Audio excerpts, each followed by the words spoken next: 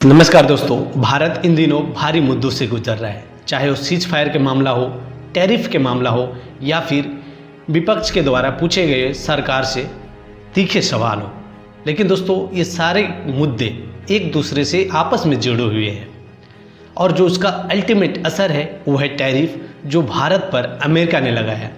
तो दोस्तों, आज के इस वीडियो में बात करेंगे कि टैरिफ का आम जनता पे, साधारण जनता पे क्या असर होने वाला है और इससे कैसे बचा जा सकता है। इस मुद्दे पे बात करेंगे, तो वीडियो में बने रहिए। चलिए बात करते हैं।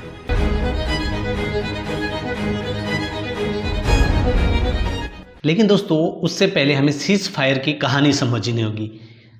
तो जैसे दोस्तों आप सब जानते हैं, हम सब जानते हैं कि पहलगाम हमला के बाद ऑपरेशन सिंदूर के तहत भारत सरकार ने यह तय किया कि पाकिस्तान के जो आतंकी है उन्हें नष्ट करने की, और ऑपरेशन सिंदूर के द्वारा ये ऑपरेशन किया गया और ऑपरेशन चल ही रहा था। तभी 10 मई को एक पोस्ट आता है ट्रंप के द्वारा और तभी अचानक से सीज फायर हो जाता है और युद्ध विराम हो जाता है। इसके बाद लगातार ट्रंप ये जताने की कोशिश करते रह जाते हैं कि हमने ही सीज पर फायर करवाया।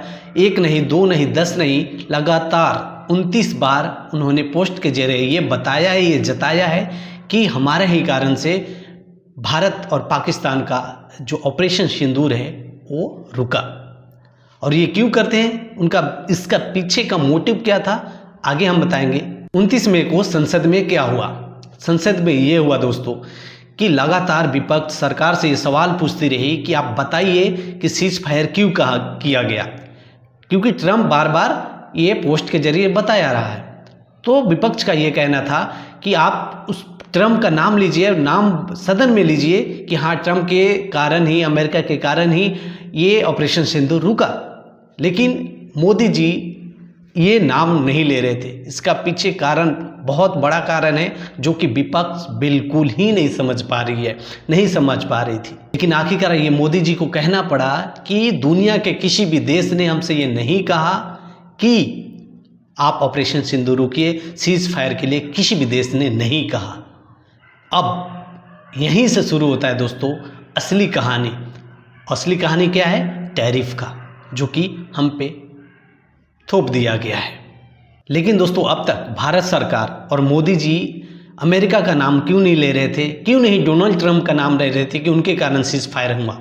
क्योंकि दुनिया में ये मैसेज जाता कि भारत अमेरिका से दब गया, हमारा आत्मबल घटता और उनकी आत्मबल बढ़ता। यही कारण था कि मोदी जी नाम नहीं ले रहे थे। लेकिन विपक्ष के इतने तीखे सवालों के बाद उन्हें ये कहना पड़ा कि हमें किसी भी देश ने सीज फायर के लिए नहीं कहा। लेकिन इतना ही से जो ट्रंप थे वो घबरा गए और घबरा करके 30 मई को उन्होंने 2 दिन पहले ही टैरिफ का अनाउंस कर दिया और उसके साथ ही साथ पेनल्टी का भी अनाउंस किया।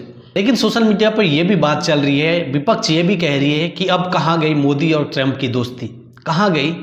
क्यों दोस्त के ऊपर ट्रंप ने 25% टैरिफ लगाया? लेकिन दोस्तों, मेरा मानना यह है कि कहीं न कहीं इसमें बहुत बड़ा विपक्ष का रोल है, बिल्कुल है। क्योंकि यदि मोदी जी नाम नहीं लेते, क्योंकि मोदी जी ट्रेड डील कर ही रहे थे, इसलिए ट्रेड डील करने के बाद कुछ भी कर सकते थे। लेकिन उसी बीच ट्रेड डील अभी ख़त्म नहीं हुई थी, उसी बीच उनको मजबूरन नाम लेना पड़ा, सिर्फ और सिर्फ विपक्ष के कारण।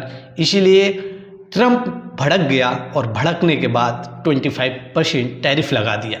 मैं ये भी मानता हूँ कि ट्रंप ने मोदी जी की दोस्ती का मान नहीं रखा। लेकिन दोस्तों, ये भी है कि राजनीति में दोस्ती कुछ भी मतलब नहीं रखता, सिर्फ दाव और पेच चलते हैं। ये मोदी जी को भी समझना चाहिए, दोस्ती से कुछ नहीं होता है। लेकिन दोस्तों, अमेरिका का दबाव को भारत कैसे देखता है, कैसे झेलता है, ये आने वाला वक्त बताएगा कि भारत अपने संप्रभुता को, अपने मान को, मर्यादा को कैसे जवाब देता है, कैसे डील करता है, ये आने वाला वक्त बताएगा। लेकिन दोस्तों, इस पर आपका क्या राय है? अब तो 20% जो टैरिफ का अनाउंस हो चुका है, अब लागू 1 अगस्त से होने वाला है। लेकिन दोस्तों, आपका अपना कमेंट जरूर कमेंट बॉक्स में रखें। धन्यवाद। जय हिंद।